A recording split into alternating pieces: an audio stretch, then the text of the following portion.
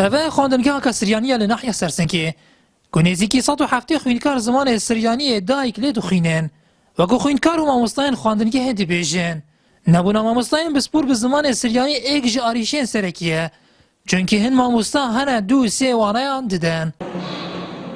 مامۆستێت ما دباشن بس مشكلة بيشكي تكيمن وما هندك خريجيت هن بس تعيين ناكن چونك همي زانين نكا تعيينات نينن وهندك يعني مامۆستێت ما بسبور نينن مثلا مامۆستێکی بسبورك هي بس 2-3 وانا دبيجي.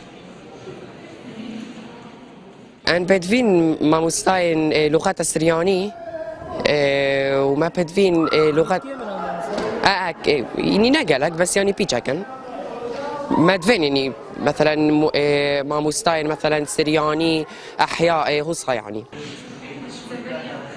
درباره رژه کیم یا خوینکار لخواندنگاه سریانی ریوبری خواندنگاه که وها دبیجه. وك بوهميو ديور هاولاتين ما برا بتر برف كوچكرنيتشن يعني هجرة هاي رجاء هاولاتين مسيحي الفيدافري كيم بوي لو مدرسة تين بدوي هيش مدرسة نيا.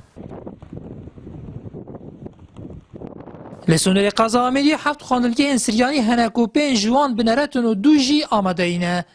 لیوکو مامۆستایان هن جوان خواندنگاه دا دیار کرن. نبونا مامۆستایان بسپور ده زمان سریانی ده آستانگه که همبر مامۆستایان دی چونکی باری وان گرانتره. نیاتورا ماری این آرتی ناحیه سرسنگ.